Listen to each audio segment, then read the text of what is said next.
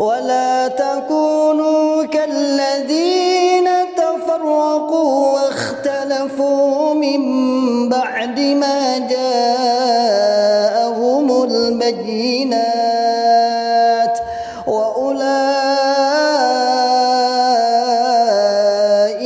لهم عذاب عظيم.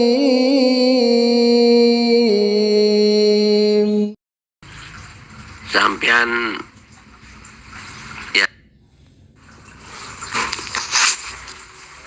Assalamualaikum warahmatullahi wabarakatuh. Gus Lukman. Gus, sampean ya termasuk orang dekatnya Bapak Imam. Ya. Orang umumnya jamaah menyaksikan sampean orang dekatnya Bapak Imam. Jadi adanya dengan orang-orang yang bertentangan dengan Bapak Imam, jelas-jelas kelakuannya JRK yang masih ada di dalam. Kok sampean nggak ikut mengingatkan ini bagaimana sampean? Sampean dayus sampean kalau nggak ikut mengingatkan.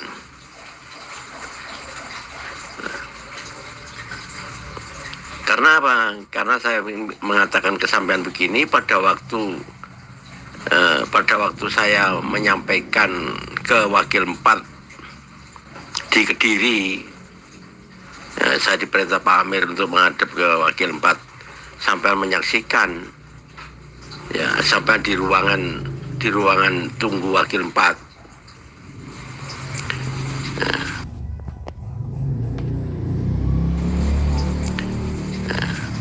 Sampai menyaksikan sampean Nur Cahyo Muhadi kan mendengarkan apa yang saya sampaikan waktu itu, ya kan? Kalau ada siapapun yang mengatakan bahwa 5 bab adalah ijtihad Pak Jul Hasan, goblok kabeh sampean ini. Kan sama-sama menyaksikan, justru sama nari-nari, nandak-nandak, joget-joget mendengarkan pada waktu saya mengatakan demikian, ya kan? Sampai termasuk saksi waktu itu. Nah, yaitu yang saya sesali, kenapa sampai gue gak ikut membantu mengingatkan pada waktu saya memangkulkan ke Wakil 4 di Kediri waktu itu. Nah, itulah. Apa kurang berani sampean? Apa takut sampai dengan Wakil 4?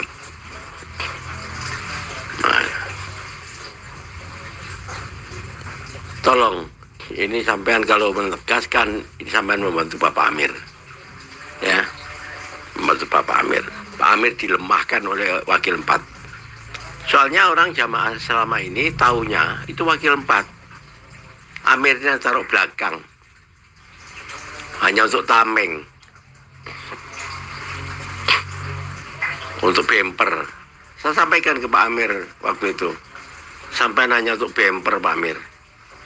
Orang itu tahunya sekarang Wakil 4, nggak tahu dengan Amirnya, ditaruh di belakang Amirnya. Nah gitu, sedikit Wakil 4, sedikit Wakil 4, bukan Amirnya. Amir itu kan dalil berjalan. Nah ini yang kita sayangkan. Jadi orang tuh di dalam kalangan jamaah seluruh Indonesia itu tahu Wakil 4, Wakil 4 pusat, Wakil 4 pusat. Nah, sedangkan sampean tahu sendiri sekelilingnya kan. Nah, permainannya sampean tahu. Kok sampean diam, nggak ngingatkan? Amal soleh sampean bantu Amir sampean. Kita biarkan ke Pak Amir, bukan ke Wakil 4. Nah itu loh. Itu kan, taruhlah itu wakil. Nah, wakil itu kalau dia ngukumi royanya Bapak Amir, ada wakil Amir. Ya, imam kelompok, imam desa, imam daerah, Wakil 4, kok dia ngukumi rokyahnya Bapak Amir. Ya, kita pihaknya ke Bapak Amir, terus wakil yang ngukumi tanpa memberitahu ke Bapak Amir, itu namanya mencuri hukum.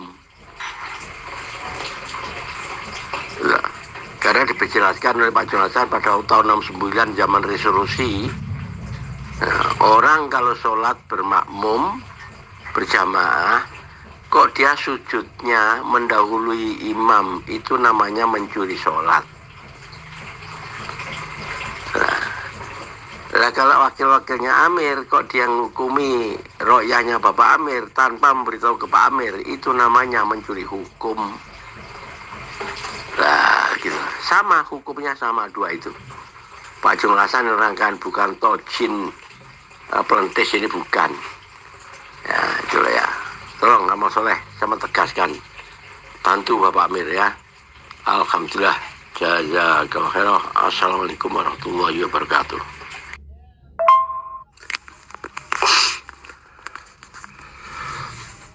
Assalamualaikum warahmatullahi wabarakatuh.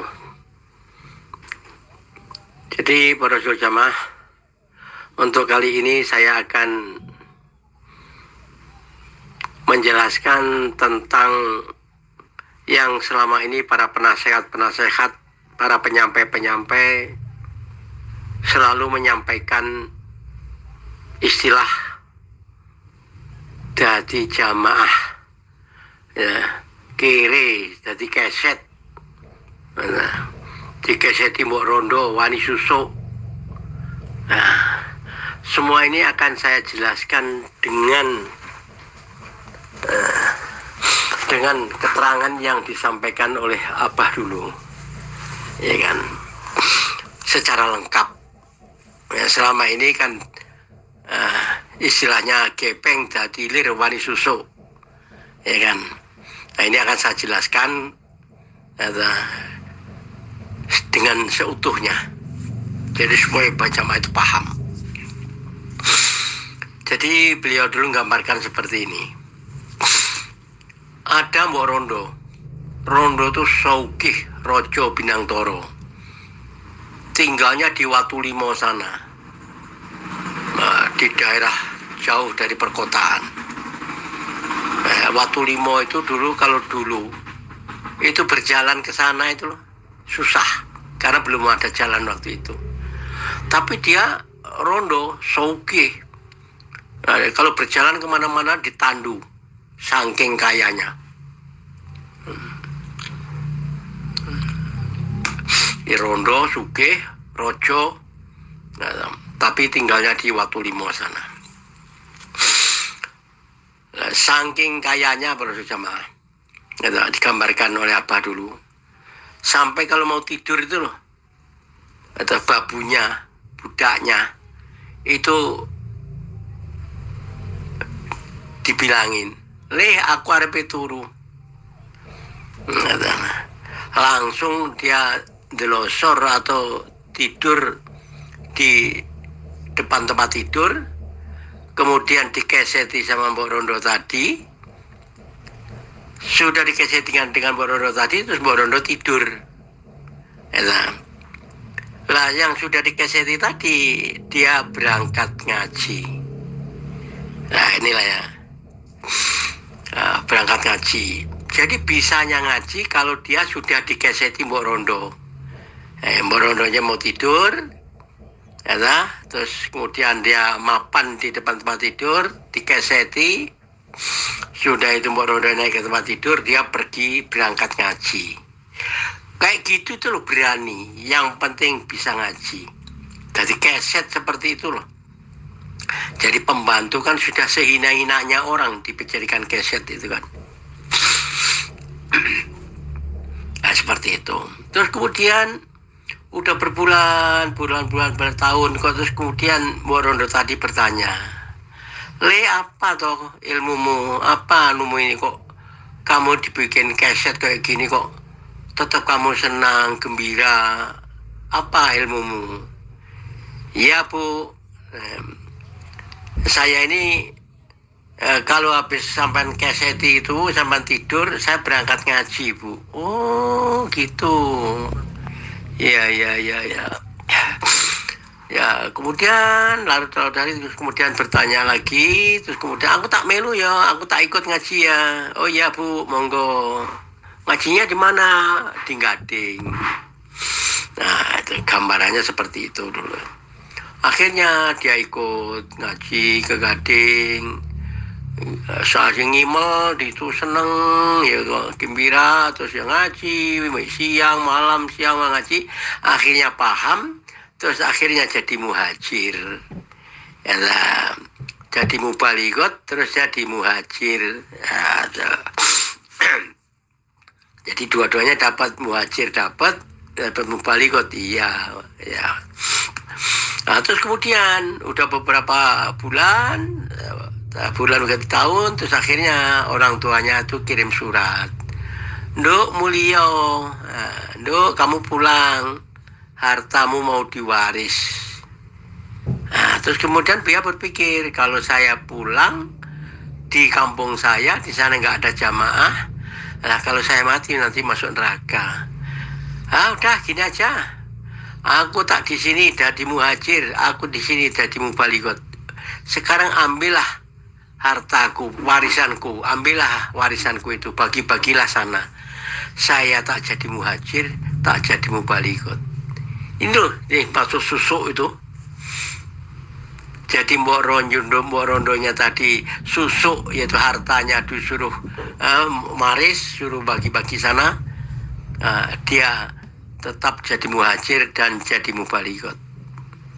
Nah itu, dia berpikir kalau saya di kampung ngurusi warisan saya di sana nggak ada jamaah, saya mati masuk neraka. Nah itu, susuknya di situ, yang mbok rondo itu susuknya di situ. Hartaku habis, warisan yang sana, aku tak sini jadi muhajir. Nah terus kemudian yang mubaliknya tadi, yang jadi keset tadi, berani jadi keset seperti itu loh, berani. Nggak apa-apa, yang penting dia tetap bisa ngaji. Ya, bisa ngajinya kalau mbok rondone sudah tidur. Kan susah tuh. Kayak gitu loh, berani. Nah, kita berjamaah. Jadi susahnya menjadi jamaah itu seperti itu. Nah, kita sudah di dalam jamaah, kok di dalamnya bingung. Lah, kewalik lah. Nah, sampai udah di dalamnya jamaah, kok sampean bingung, ya kan? Itulah berjamaah itu yang dimaksud. Jadi keset mbok rondo wani susu itu maksudnya. Jadi akhirnya untung dan menguntungkan. Yang jadi keset jadi mubalek, yang mengeseti jadi mubalighot dan jadi muhajir. Gitu. Alhamdulillah, itu sedikit sejarah wani susu itu seperti itu dulu itu. Alhamdulillah, jazakumullah khairan. Itu sedikit keterangan dari wani susu itu seperti itu. Aslinya itu seperti itu para jemaah. Nah, itu. Terus disambung dengan istilah kita beramal itu dengan karena Allah. Ya, ayo kita beramal dengan karena Allah. Ya selama ini yang karena Allah itu menurut kepahaman kita selama ini yarjuna rahmatahu wa yakhufuna azabah. Mengharapkan surganya Allah, takut akan nerakanya Allah. Ini selama ini kepahaman kita seperti itu. Nah, itu kalau sudah mati nanti kita harapan kita masuk surga, selamat di neraka, harapan kita. Tapi kalau masa hidup kita yarjuna mengharapkan rahmatnya Allah itu al jama'atu rahmatun wal firqatu azabun. Rahmat itu ya jamaah itu, gitu loh ya. Al jama'atu rahmatun wal firqatu azabun. Firqah itu neraka, perpecahan itu neraka, gitu loh ya. Ya jamaah surga, enggak jamaah neraka.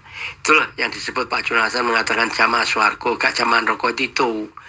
Yarjuna rahmatahu wa yakhufuna azabah. Mengharapkan rahmatnya Allah rupanya jamaah, wa yakhufuna azaban, takut akan siksanya Allah. Firqah, perpecahan. Nah, gitu loh ya. Kalau jamaah masuk surga, enggak jamaah masuk neraka. Lah gitu loh ya. Gitu. Alhamdulillah, jazakumullah khairan.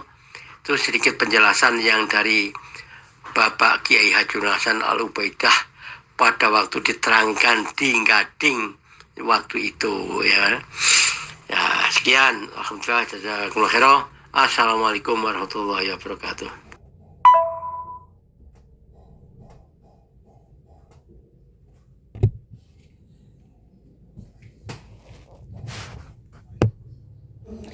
ولا تكونوا كالذين تفرقوا واختلفوا من بعد ما جاءهم البينات